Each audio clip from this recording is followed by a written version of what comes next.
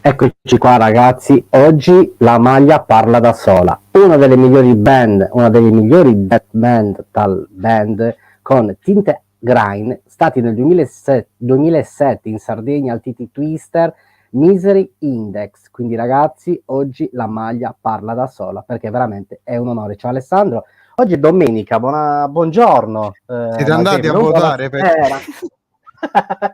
Non buongiorno, ma buonasera, questo per quello che hai detto prima.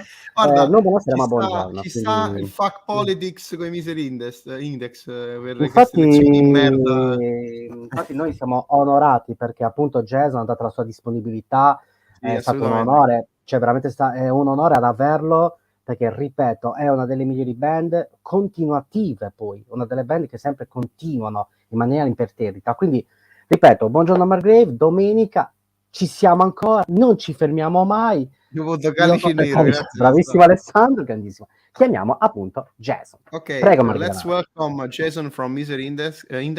Hello Jason. Good morning. Actually. Hello, Jason. Buonasera. We all just woke up just to make this interview.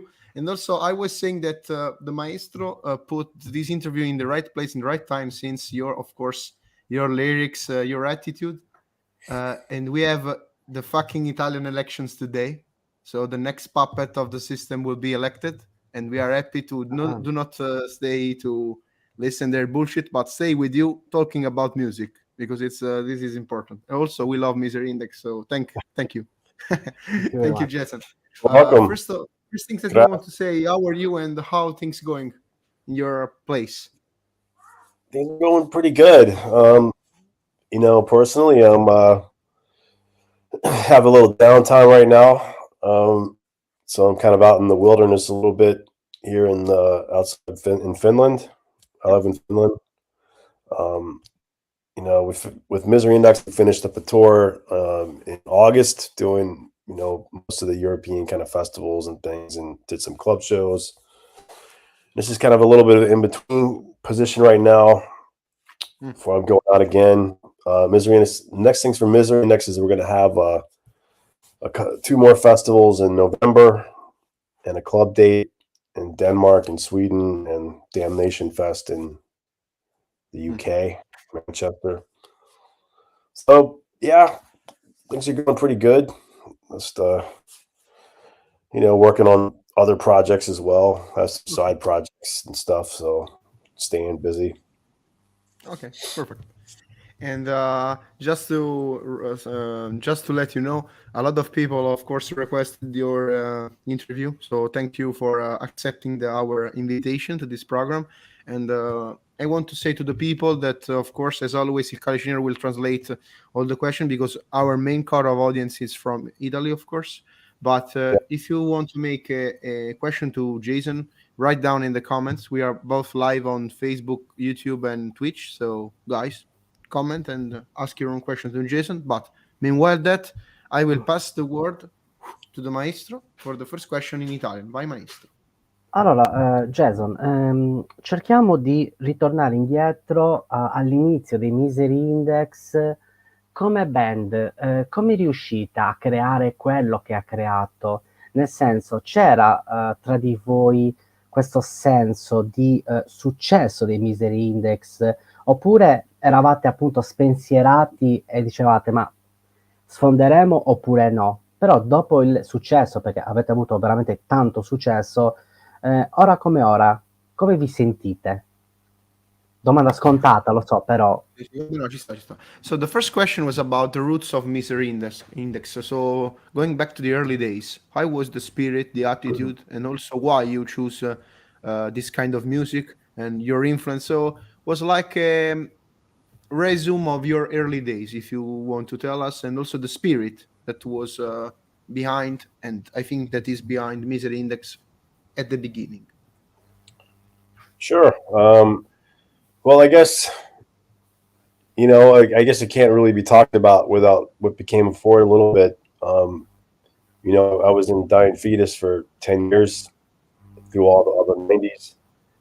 And in the year 2000, end of 2000, early 2001, left Deviant Fetus for personal reasons, good terms. And, it was a time in my life when I was getting more, I discovered a lot of punk and hardcore punk and crust type music and grindcore and things like that, which I always kind of known about and listened to a little bit. But it was at that time I really was looking for something fresh, because after doing kind of like, brutal death metal for 10 years, it was like I was kind of attracted to this this other kind of extreme music, because it was like it provided, I don't know, just something more like visceral, something more like the real world anger of it, which was like was like anger for a reason, like really resonated with me. And it was also the time, I don't know, I was reading a lot more about the world and international relations and things like that, and how the world works and how money makes the world go around, kind of thing. And it all just kind of tied together, the creative expression that I wanted to do at the time. Like, I really want to do something that keeps my death metal roots, but also takes in some of that, the intensity of hardcore punk and grindcore, and just have like a nice balance of those two. And that's kind of like what Misery Index came from. It's like that idea of like creating something more in that, Terrorizer, napalm, death tradition, maybe just a little more death metal. Sorry for I did a mistake in the translation. Of course, I was not talking about the band. I was talking about you join, because I know that you joined later into as you said, the early 2000. So sorry about that. I was confusing the words to let you know about your joining in Misery Index. Sorry about that. And thank you for clarifying that too. Okay, just before going to the next question, I'll just translate a little bit for the audience. Ciao ragazzi, intanto buongiorno a tutti. Allora, praticamente Jason è entrato nei Misery Index nel 2001, quindi parliamo della sua entrata. Le sue, abbiamo sbagliato a formulare la domanda, stiamo No, dormendo anche la domanda è fatta apposta perché mi sono dimenticato un pezzettino. Sia quando era tu lui, ma anche come fan, come è riuscito a Sì, recepire la esatto, musica Misery Index. ti ha Quindi risposto prima. era quello. Esatto. Praticamente la sua situazione nasce da fan dopo l'uscita da Infitus. Quindi lui dopo l'uscita da Infitus è entrato più in un mondo che era comunque suo, che è quello più legato a ascolti punk, hardcore, eccetera. Okay. Quindi sostanzialmente l'entrata dei Misery Index è stato diciamo la fusione di due mondi, quello del death metal e quello del punk hardcore, insomma. Quindi quello perfetto. la sua propensione a questi ascolti ha fatto sì che l'entrata dei Misery Index fosse azzeccata nel giusto posto, nel giusto periodo, insomma. E soprattutto lui fa il riferimento alla questione proprio della vivere della musica, degli ascolti e soprattutto anche della questione come vi posso dire, dell'approccio alla musica, un po' più istintivo, un po' più diretto. E quindi la fusione di queste due situazioni fa sì che nel 2001 entra nei primi anni 2000, appunto, entra nei Misery Index e inizia questo percorso insieme agli altri. Tra l'altro, da quanto si legge sui portali, su per esempio Metal Archive, che è quello là un po' più di solito un po' più esaustivo, non c'è più nessun membro originale dei Misery Index nella band. Quindi diciamo che più che altro è stata una sua entrata nei primi anni 2000 e quindi si assestava. Quindi, come dicevi tu, proviene da una formazione death metal nota che sono da Invidus, però poi si è come verso i Misery Index. Gli chiedo il suo approccio come diciamo frontman la differenza, no? Tra il suo approccio che c'è stato negli anni, anche perché fondamentalmente il suo suonare lui canta e suona il basso, insomma. Sì. Quindi fondamentalmente è giusto anche sapere come vi posso dire, è giusto anche sapere il suo approccio. Certo. So Jason, my question was about the differences of approach in both your mainly bands that you were into it. So Dying Fetus aside and Misery Index one side. So you are a bass player and vocalist. So we want to know that if there is a difference of approach between the two bands, the two genres, and also your inspiration when it comes to create a bass line or create a vocal line, and also the impact, the technique, everything behind the approach of the US musician as an artist in the both two bands that you mentioned, Misery Index and Dying Fetus. Sure. Yeah, and I guess Dying Fetus, it was always like just one kind of goal and one kind of like approach, which is based on brutal death metal, also having these kind of like hardcore kind of driven like breakdown parts, and in between these sort of like hyper technical guitar parts. And the band still does that today. It's like what defines them. So when I was in the band, it was just kind of that, we just were along that kind of path, and that's his approach. And when I was in the band, it was like when I would contribute some riffs here and there, it was the same way. With Dying Fetus, with Misery Index, I mean, it was kind of getting away from that in a sense that, and it was kind of like a more open, an open kind of unwritten kind of page. It was like an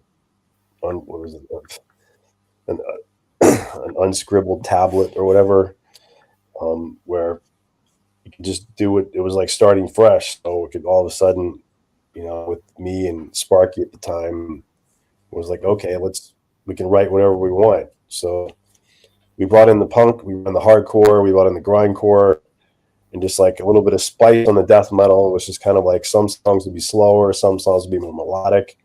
It was just a lot more freedom in a sense that it didn't feel like it was boxed into like a brutal death metal kind of like framework. So if you look back at Misery Index over the years since, we have, some albums have been more death metal, some albums have like a lot more, a little more hardcore punk in songs and stuff. And it's just, I think that it's just we had a lot more freedom, and every album's kind of like a new approach to things, whether it's like Killing Gods in that direction, or the new album Complete Controls like another kind of direction and things. So if anything, it's been defined by more of this, like, I don't know, more creative freedom, I guess. Okay, good to know. So maybe people when go backwards and listen some Fetus with you inside, and also the records with Misery Index, of course, featuring you, can notice the difference in approach. I hope so, because I think that the freedom of Misery Index is something that is like a trademark. Because when I listen a record of Misery Index, I know that I have a little bit of what I like, a little bit of hardcore, a little bit of grindcore, a little bit of death metal merged together. So the mix is really good in my own opinion, just to make these things fresh and things, let's say, out of the box, but original. I think original is the correct word about that. Ok, quindi l'approccio di Jason rispetto ai Dying Fetus, che è la sua formazione, la sua band precedente, e i Misery Index.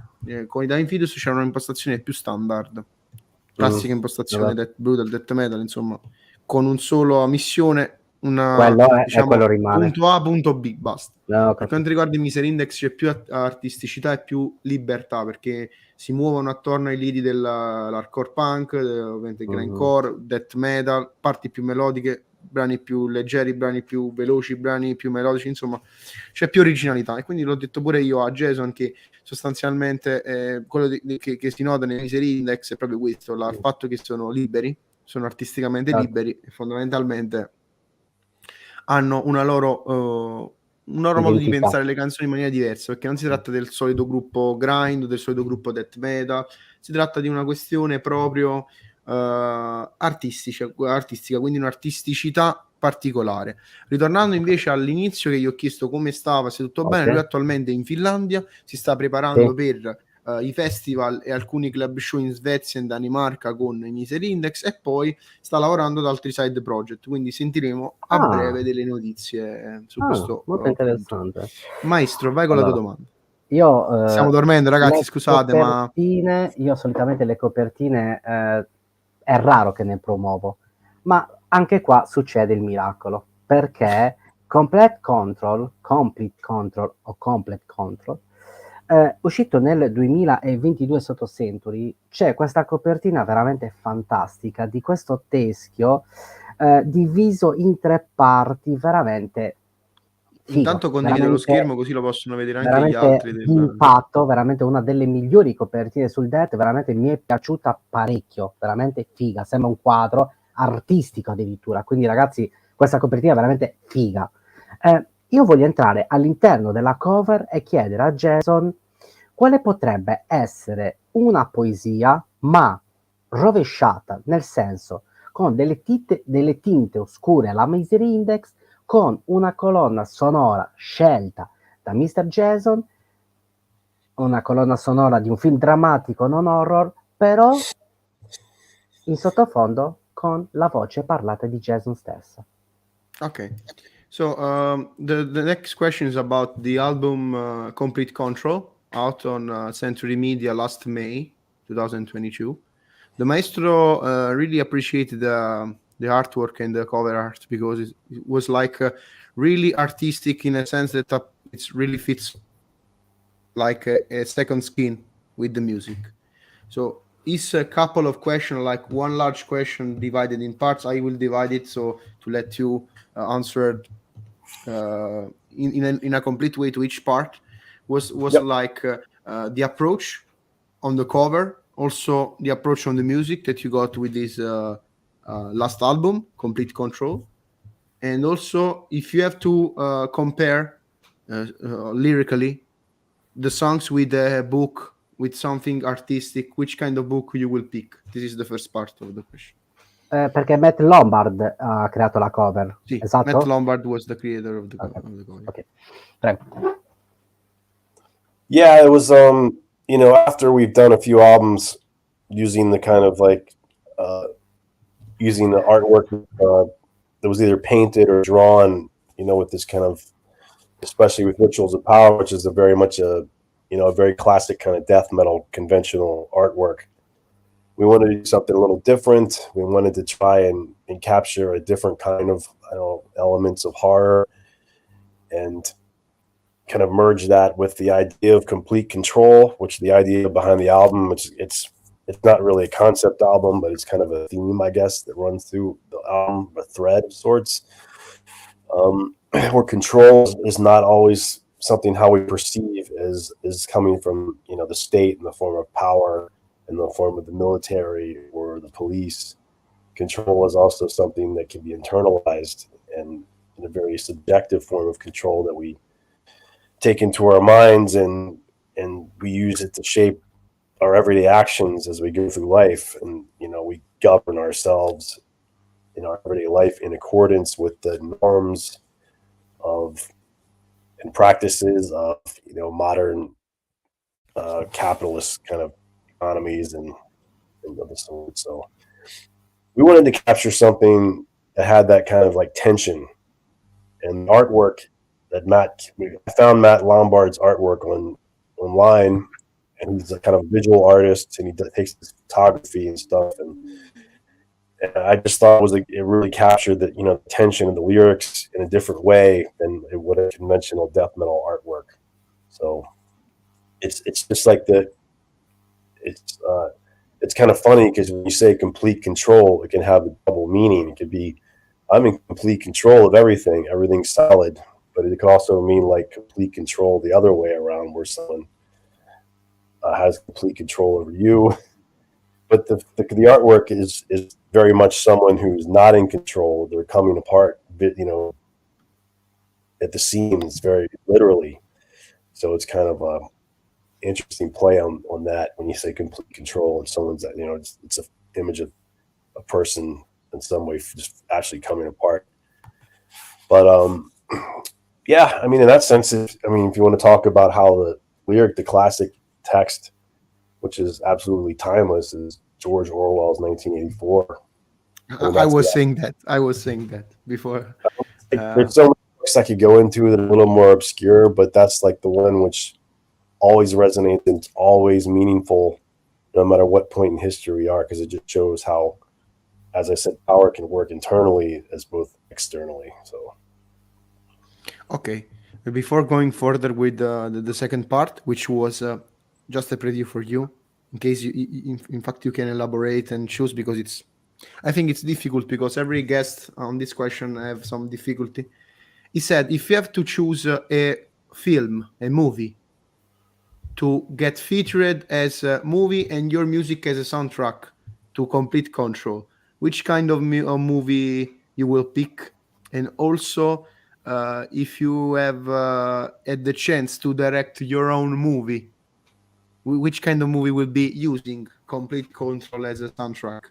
But meanwhile, you think, I will translate what you said before, because I know that it's a more artistic question. We love to play with movies, books, culture, music. We merge everything.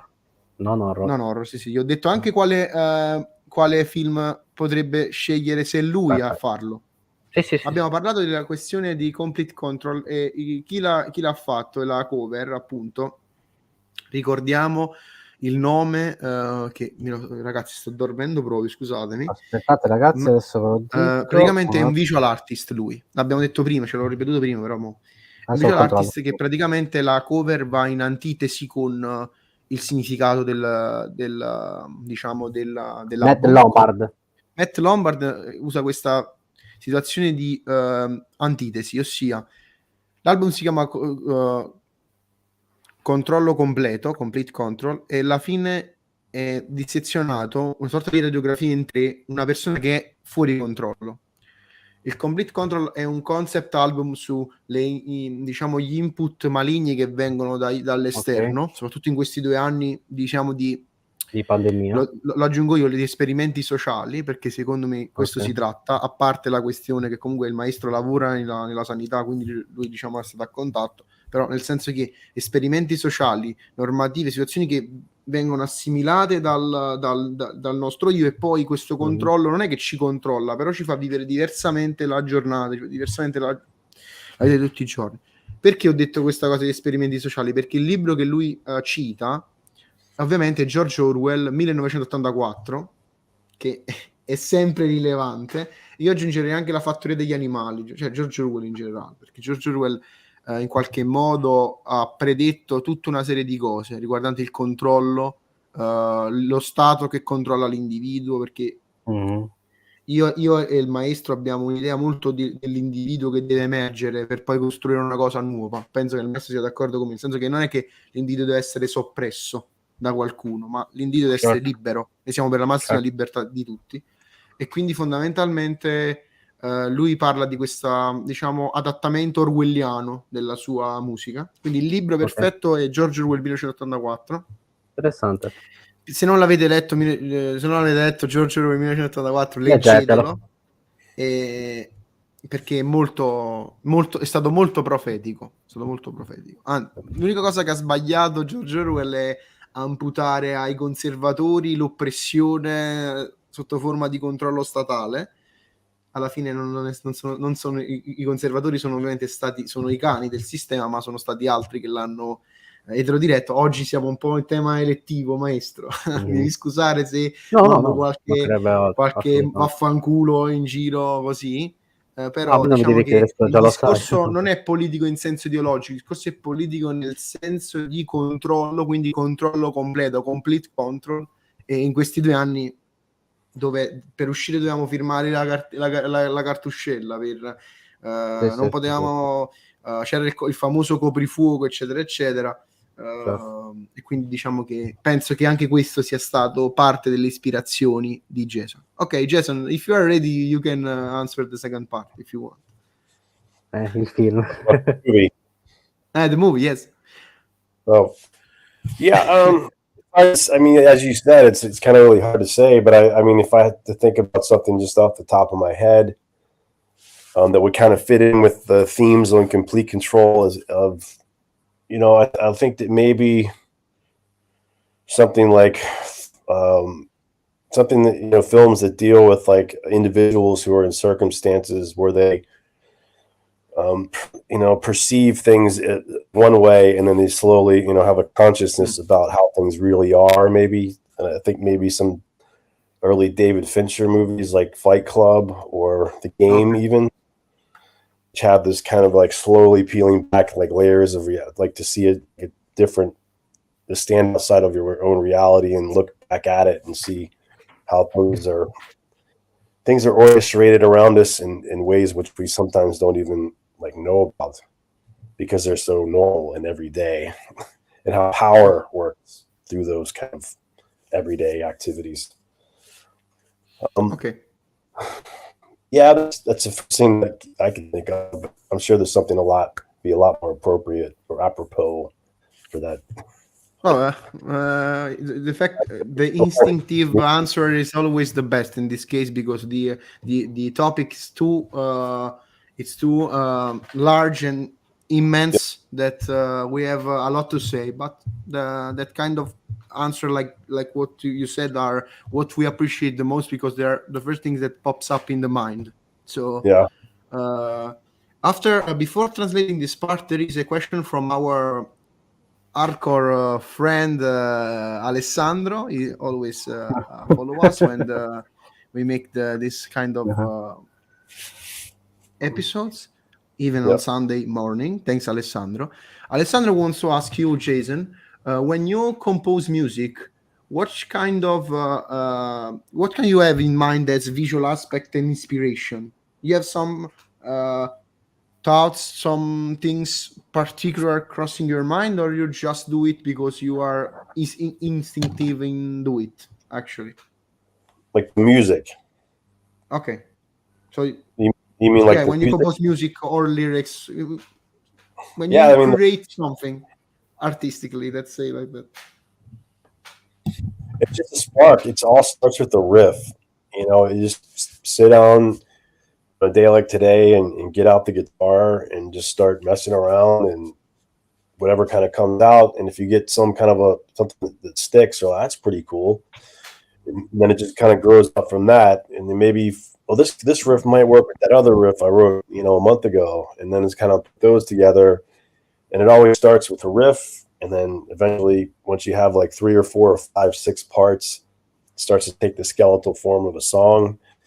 And that's when and lyrics are always the kind of last thing I actually put the music. It's like, once we have the song structures and the songs in like a almost final form, write the lyrics, and then, okay, well, to fit the lyrics, we're going to have to play this part one more time, and kind of, then it's just kind of like a putting it together and making it happen. But, the inspiration just from everyday life, sometimes like there's something I might be listening to a lot lately, like a band like Killing Joke or something.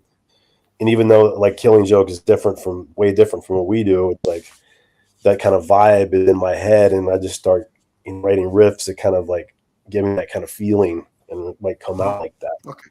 So. Ok, perfetto. Quindi Alessandro l'ispirazione Jason la prende da tutti i giorni, anche sentendo della musica diversa che magari gli piace fuori da quello che fa lui, però entra in quella sorta di imprinting dove vuole fare e mettersi in gioco. Parte tutto, ovviamente non ha nessun pensiero o immagini in testa, parte da un riff, dice proprio la parola, cazzeggia sulla chitarra, messing around on the guitar, dice lui, proprio piglia e suona, taglia e mangia, capito? Piglia e suona, no? E praticamente la sua ispirazione viene proprio dal mettere insieme i pezzi delle canzoni che iniziano a prendere una sorta di scheletro per quanto riguarda le cose, un po' come i vomitori, come processo. Se mi andate a vedere l'episodio sui vomitori, Tobias dice la stessa cosa. I was saying that we got Tobias from Vomitori in the show, and basically he said the same things that you said about getting the skeleton of the song, messing around and create a riff and try to glue the parts and create the first skeleton and then work with the band. I think that it's kind of the same, or not? Who said that? Who was the same? Vomitori, the guys from Vomitori, the band. Yeah. Right on. Okay. E quindi I was saying to the guys, if you want to compare the answer, you can go to watch that episode. But yeah, okay. I love some great riffs. They got a great riff master there. Yeah. We agree. Quindi c'è anche un apprezzamento sui vomitori da parte di Jason, dice che c'hanno bei riff. Comunque, per quanto riguarda invece la questione film, maestro, dice che è molto difficile rispondere su 2 piedi, però la sua risposta essentiva è qualche film dove ci sono degli individui che alzano la testa su il torpore diciamo che stanno vivendo, quindi come The Game o Fight Club, quindi quelle che vedono i vari aspetti della vita, insomma. Quindi la sua ispirazione è molto legata, intanto sta sedia scricchiola incredibilmente, forse sono io che sto mangiando tanto in questo periodo, aspettatevi il Margrave che fa esplodere la sedia in diretta, a parte gli scherzi. No, dicevo, la sua visione è comunque quella, citando George Orwell 1984, quindi sempre dell'individuo che prende coscienza della situazione. Quindi diciamo che libro, film sono tutti quanti in qualche modo concatenati. Okay. Fate la domanda, maestro. Non l'hai ancora fatta. Una domanda perché non l'hai ancora fatta. No, perché hai letto la domanda di Alessandro, per quello. Ho letto la domanda di Alessandro. Allora, amici, mi raccomando, in descrizione ci sta un link a parte il link del merchandise, sto scherzando, sto facendo una battuta da youtuber che poi me li sto vedendo, ci sta il link di Stream Elements, se volete diciamo supportare il canale ci comprate un caffè in questo momento perché siamo dormenti, sto scherzando ragazzi, siate sempre liberi di supportarci anche solo condividendo il video, gettando quello che fate. Sì. La mia domanda a Jason è riguardante facciamo una domanda un po' più semplice. Il suono, la costruzione del suono e il suo suono proprio in generale. So Jason, the question that I want to make to you, it's about your own sound and creating your own sound. We know that in a genre like death metal grind, a lot of people are misunderstanding the fact of creating their own sound.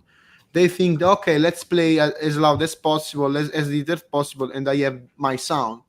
But also connecting this question with your own gear and asking you your live setup, if you can figure it out, the setup and the bass, for example, that you use, the amps and stuff like that, your own way to create your sound, and also the way you started to build up during the years your own sound, and of course bring them to the studio live, and the difference between live and studio and stuff like that. Yeah, I mean, it all starts with, you know, I guess the sounds we, when we first started rehearsing together, get in the practice room, there's certain heads that we like, in certain tones. Those are the kind of ones that end up usually being recorded for the record. I remember when we first started, we were using these old Ampeg heads.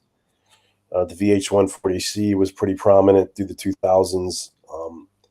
That's what we used in Dying Fetus and what Suffocation used in the early days. So that was like the defining sound for us. And I mean, as far as like, getting our own sonic sound, it's tricky because a lot of the times you get in the studio and you really have to,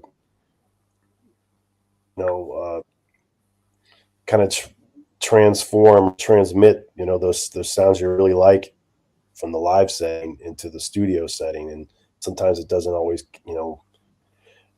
go over the same. So it's a kind of like a dialogue back and forth between figuring out what sounds good in the studio and the rehearsal space, and then ultimately the live setting.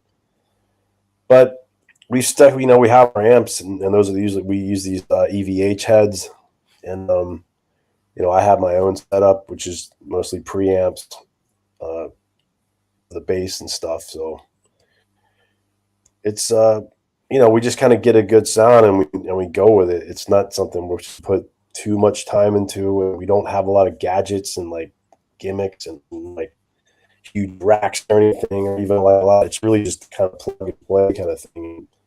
And it's always worked for us, good set of strings, a good guitar and a good head, and those are your next band, I guess. Ok.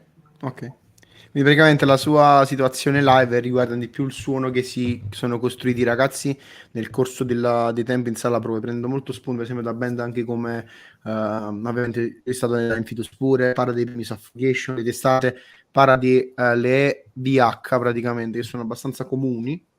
Okay. Però dice alla fine non sono un gruppo, ovviamente, ma io lo sapevo già, non sono un gruppo. Intanto sono i coglioni qua fuori che vanno a votare, no? Che c'ho la sede elettorale, c'ho i vari, involucri che girano, salutando il nostro amico Andrea Kors Varga, che è la sua rubrica mattutina. Comunque, lui parla comunque in gruppo grind, death, come Miser Index, non si può aspettare un suono pieno di gadget, pieno di gimmicks, pieno di pedal, eccetera. Però quello che mi piace molto dei Miser Index è che comunque non sono un gruppo caciarone come gli altri gruppi grind che ho sentito da centro sociale, insomma. Perché comunque c'è da dire che molti sono zozzi e basta. Invece la zozzeria deve essere ragionata, secondo me, che uno deve capire. Infatti, per esempio, il maestro che li ha visti live in Sardegna sa che loro stavano facendo esplodere il palco, c'è un suono potentissimo. Madonna. Poi è vero che hanno comunque un setup molto semplice, hanno delle situazioni molto facili da replicare, soprattutto quando si va in tour e non si può portare tutta la strumentazione, eccetera, queste cose che noi che suonicchiamo le sappiamo, legate alla produzione del tour. Però il ragionamento è che deve essere monolitico, presente, ma soprattutto deve dare un buon impatto, e io penso che il maestro che l'ha visto dal vivo, io purtroppo ancora non ho avuto questa fortuna, Miser Index sa che hanno un suono della Madonna dal vivo e non è per niente caciarone, anche se fanno un genere comunque piuttosto aggressivo e non troppo pulito. Però ecco, questo che vuole dire è che hanno costruito tutto in sala prova insieme, quindi c'è tutta una sorta di ragionamento, e quindi poi questo vale per le chitarre, per i bassi, eccetera, e quindi non troppo tempo a perdere tempo sui suoni, ma tanto tempo nel creare appunto la loro dimensione. Facciamo un'altra domanda ad Alessandro che ci sta seguendo, che tra l'altro è una domanda che volevo fare anch'io, quindi uniamo le due domande. Con quale artista dei sogni ti piacerebbe collaborare? So Jason, the question of Alessandro here's a question of fantasy, basically, with your imagination, is which one artist of your you would like to collaborate? He wants to ask you. if you have to pick whatever artist you want in living or death, you can choose whatever you want and say which kind of artist you would like to collaborate with. Well, I mean, for different types of music, I'd have different ones. I mean, it'd be awesome to do something, I don't know, with the Napalm Death guys, like Shane and Barney. That would be like big deal for me. Those are like one of my all-time favorites bands is Napalm Death, and I guess that would be the one. You know, but I like other bands too, like other stuff in punk, maybe like Propaganda, Killing Joke, as I mentioned before, another one which I really like. All their incarnations and decades. So, and I like Doom. I really love Candlemass from Sweden, like the old Doom stuff. You know, I got a soft spot for that too. So, yeah, I'm all over the place, I guess. But yeah, it's cool. It's cool. It's cool. It's cool to have. It's like an oxymoron, but it would be great to listen a doom grind stuff, Candlemass vibe with the grindcore vibe. But would be great. Those kind of collaboration can be useful in case, of course, they can make it to have a kind of unique stuff that it's like one of a kind approach. Quindi l'artista che piacerebbe collaborare a Jason sono i Napalm Death e i Candlemass, ma anche Killing Joy o per esempio i Propaganda, che sono più sul punk. Faccio un'altra domanda, maestro, che è un po' una domanda del cazzo, ma la faccio pure io. So Jason, since as me I think you like both punk, hardcore and metal, can you pick 3 punk album and 3 metal album that someone must have in their own library? So your favorite 3 punks and 3 metal albums of all time. I know, another stupid question, but we have to say that. It's hard to say off the top of my head. I mean, punk, it's like, well, maybe a punk, I'd say Dead Kennedys, Fresh Fruit for Rotting Vegetables. Then maybe Disrupt, Unrest, and the first Tragedy record, Tragedy self-titled. For death metal, was it death metal the second one? Metal in general. Metal in general. Yeah, just to complicate more the things. Well, I guess maybe Black Sabbath, Volume 4, and maybe Iron Maiden, Peace of Mind, and Slayer, Rain and Blood. Okay.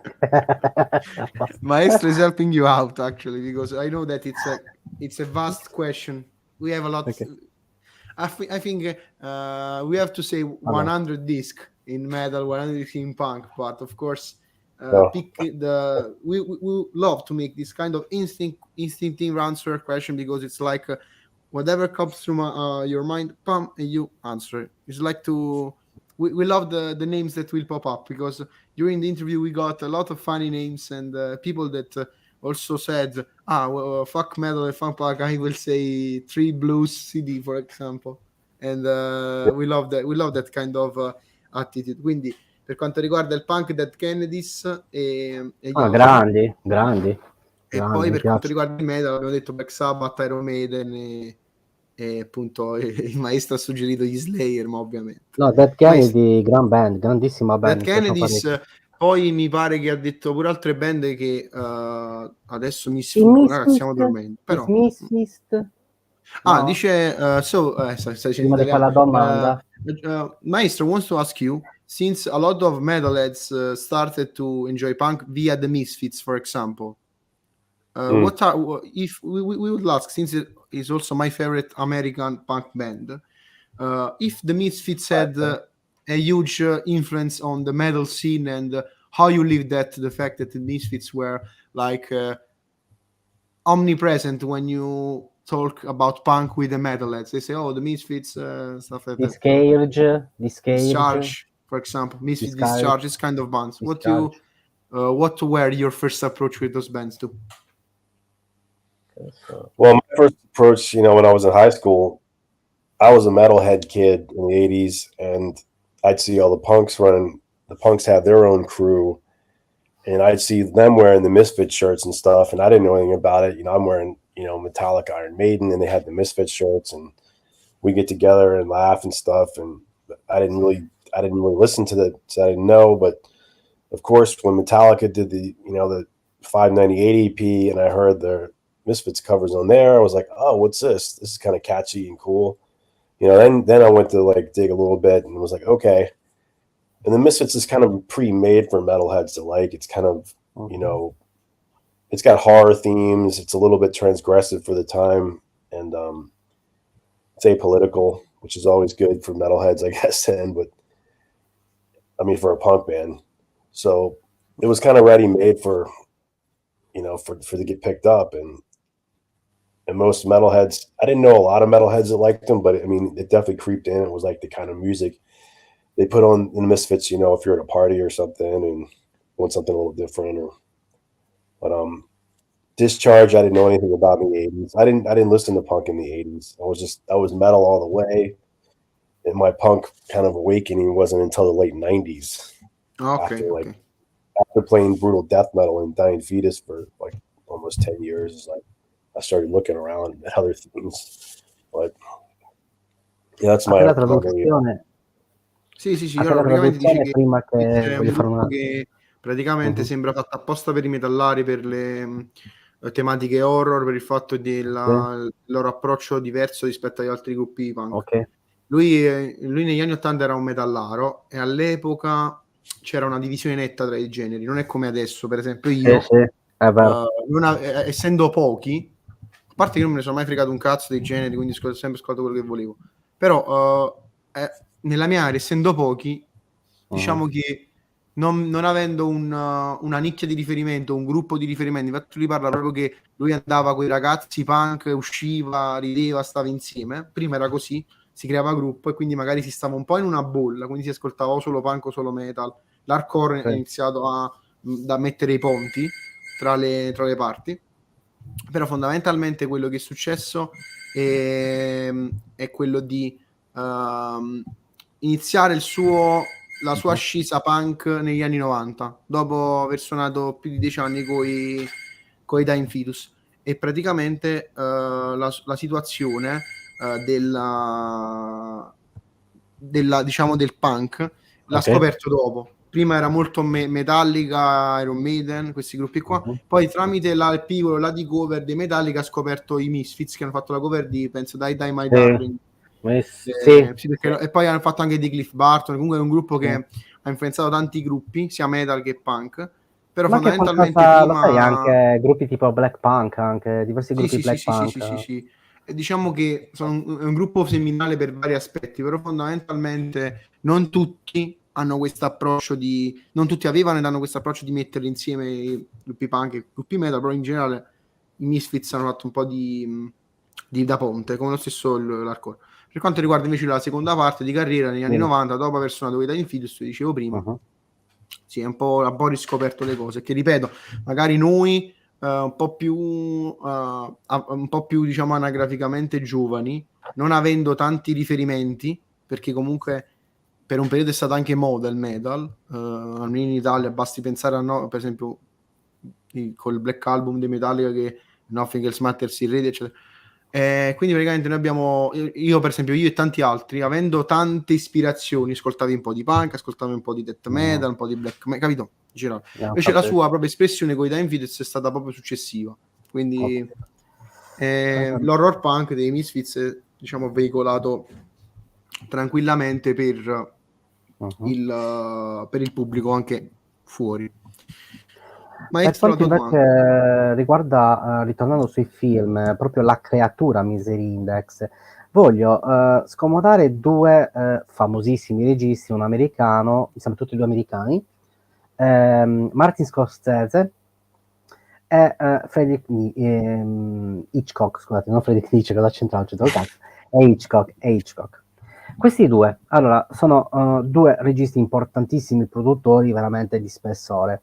Però io voglio sapere, i Misery Index, se gli veniva data una parte per rileggere l'inizio di un film a propria scelta appunto di Jason, di Martin Scorsese, e invece in Alfred Hitchcock, questo famosissimo Psycho, bellissimo film, Jason dovrebbe essere colui che prende il coltello, ma al posto del coltello dovrebbe prendere un'altra arma bianca.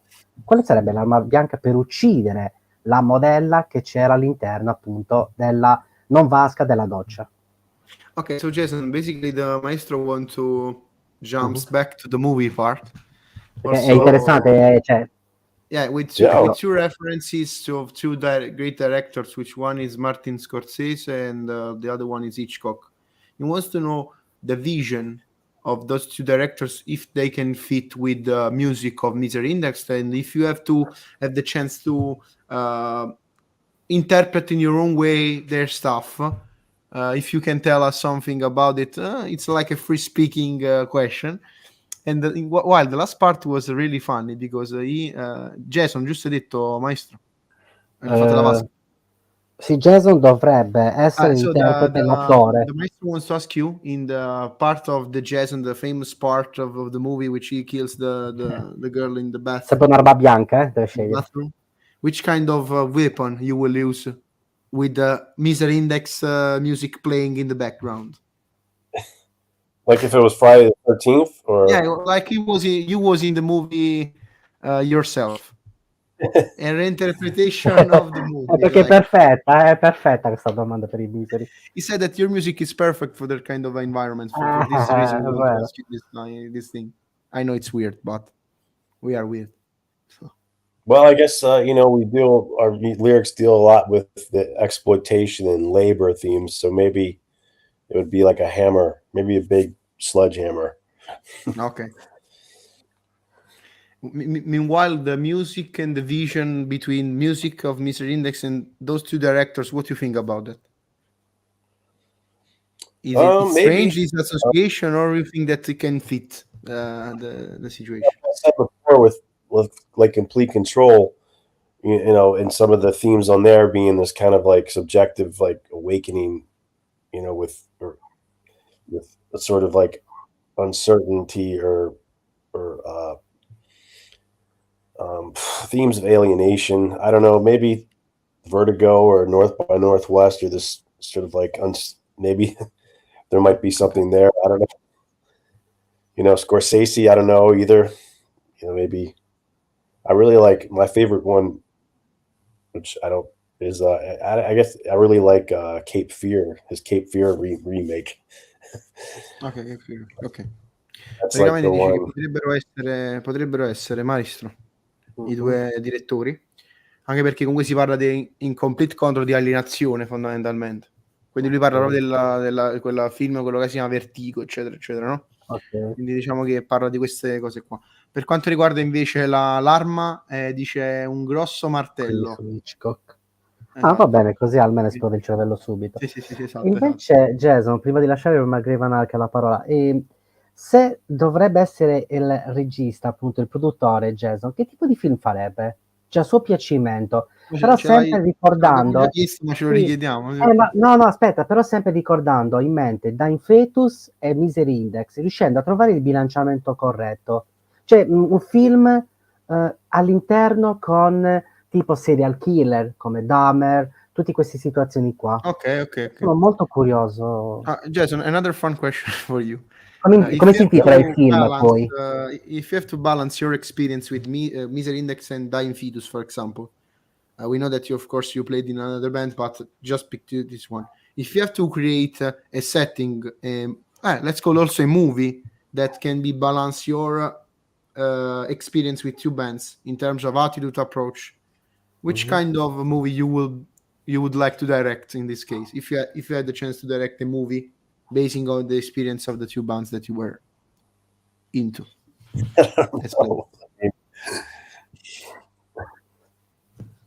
Mi prenderà per pazzo. Tough question in the morning, maestro. Thank you. No, to answer that, it's like I really don't. I mean, like one movie might be more aggressive and violent, you know, for the dying fetus one, and maybe the Misery Next one is a little bit more, I don't know, cerebral kind of thing, and with a little more. It wouldn't be as abrasive, like, and on the surface violent as Misery Index. It'd be more subtle, be more about the interplay of characters and tensions, and a little bit more below the surface kind of thing. So actually, the answer is cool. Actually, that's a cool answer. Actually, I can feel out the things going on with my mind and with the music playing. So, good stuff for sure. Quindi praticamente il film che diciamo dirigerebbe è la parte più aggressiva e becera con i Dying Fetus, mentre la parte più cerebrale riguardante l'animazione, riguardante il controllo con i Misery Index, appunto. Dice che comunque la domanda è difficilissima, è stato molto complicato rispondere. Digli che vogliamo avere una seconda parte con i Misery Index, con Jason, proprio di film horror anche e situazioni qua, perché c'è veramente tanto da chiedere, veramente figa. Ok, so Jason, we are near the end of this session, so thank you for being with us. And the maestro wants to say thank you for basically be part of it, and we know that you were into doing your stuff, and we also want to thank you for your time.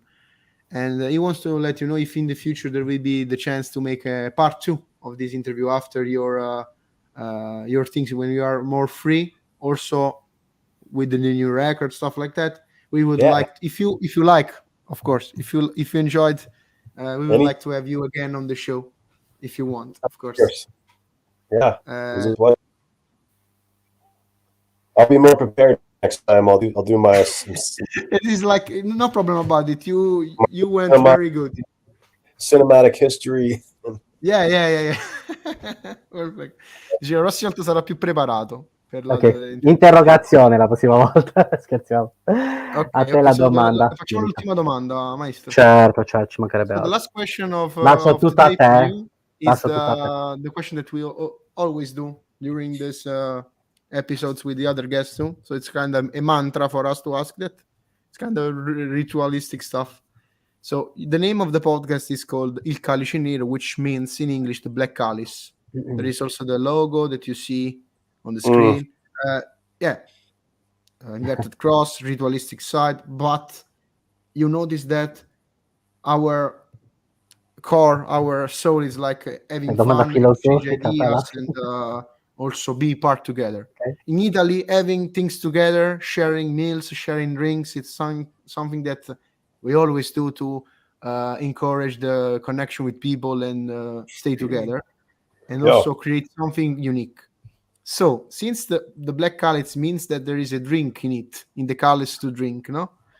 We want to ask you the perfect drink to represent Misery Index. Which drink will be, and which you will pick?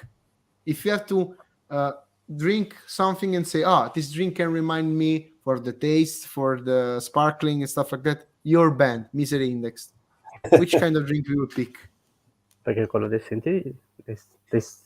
No, quello non lo dico più. Drive. No, basta. I don't know, how about a good Italian red wine? Okay. You have some knowledge about Italian red wine, or maybe the maestro that making his own Cannon now, which literally means the Cannon wine in Sardinia again. Also send you something on the mail. No ripasso?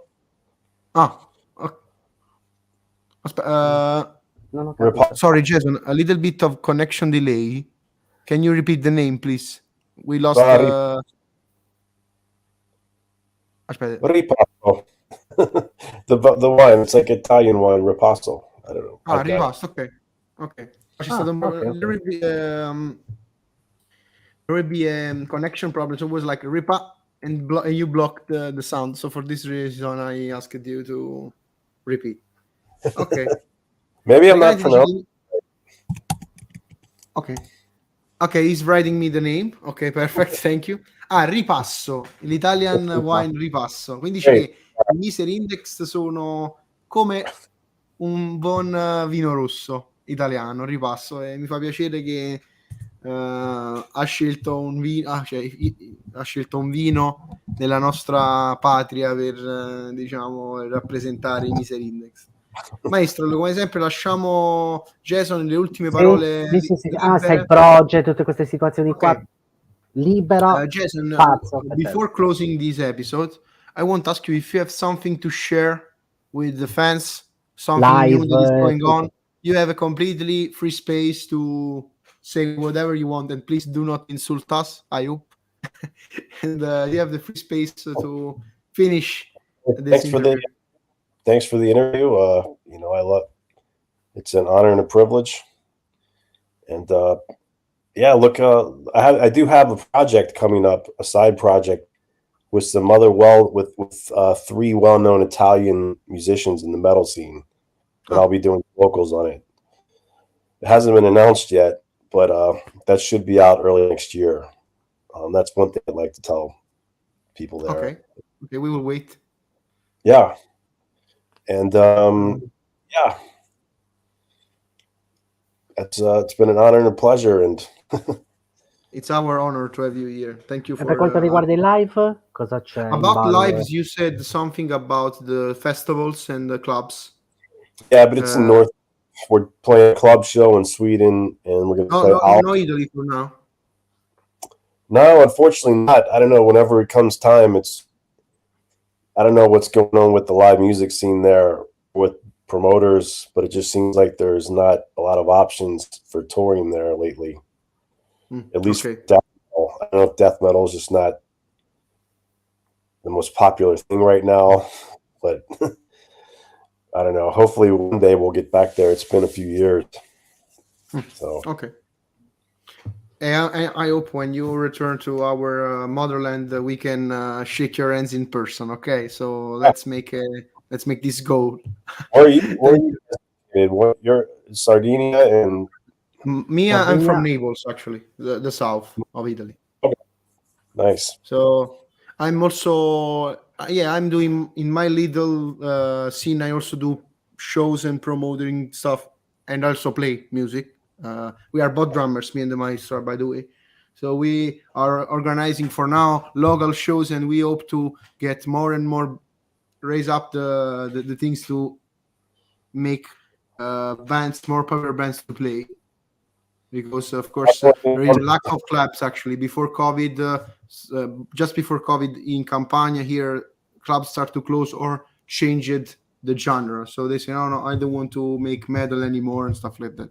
Yeah. So we are just recreating from zero what was before. So we also with Il Calice Nero, we were partners of so many underground festivals just to make people have a voice to promote their festival too. Also with the stands, we have a printed zine, a distro, a label, a merchandise stuff, all in one. So we try to say, oh people, we are here, let's get together. Quindi 2 secondi, se può rimanere 2 secondi, dobbiamo chiedergli 2 cose, proprio una cosa velocemente e non gli rubiamo più tempo. Proprio mezzo secondo. Praticamente ha detto, traduco subito. Sì, scusami. Gli dico subito a Jason, Maestro ask you if you can stay with us mezzo secondo. A couple of minutes after the interview. So we have to ask you something about the future, if you can. Yeah. And meanwhile, I will translate what you said, and we end the episode. And thank you, Jason, for we have the honor to have you here. So thank you. Praticamente abbiamo parlato della questione che andranno in festival nel nord Europa per adesso. L'Italia dice che non sono stati contattati tanto per l'Italia. Ho capito. E stanno creando qualcosa. Noi abbiamo fatto presente che pure noi facciamo le piccole cose e cerchiamo di mantenere collante in tutto questo. Uscirà un side project molto particolare con 3 musicisti italiani e lui che farà la voce nel 2023. Quindi non è stato ancora annunciato e quindi abbiamo l'esclusiva sul canale. Ecco qua. Allora, ragazzi, quindi maestro, ti lascio a te la parola in chiusura e ringraziamo Jason per essere stato con noi. Thank you very much, Jason, the opportunity to interview Misery Index, very honor. Allora, il 27 c'è Flo Murnier. Flow Munier, The Cryptopsy, non dico altro, ragazzi, non perdetevi quest'altra puntata, altro musicista di spessore, quindi abbiamo veramente tutti i pezzi da 90, oggi Misery Index, appunto con Jason, e il 27 avremo niente poco di meno che Flow Munier di Cryptopsy, che si parlerà di Cryptopsy, si parlerà della parte della batteria, veramente ci sarà veramente tanto da dire.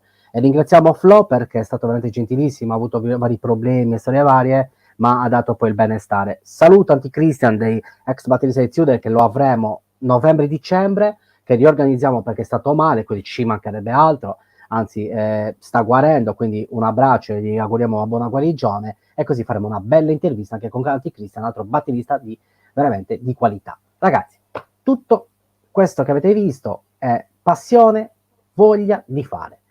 Ricordo, il grande spettacolo non si fermerà mai, il sacro codice d'onore è 000. Ci vediamo al prossimo video. Ciao a tutti. la morte vi renderà liberi. Au revoir.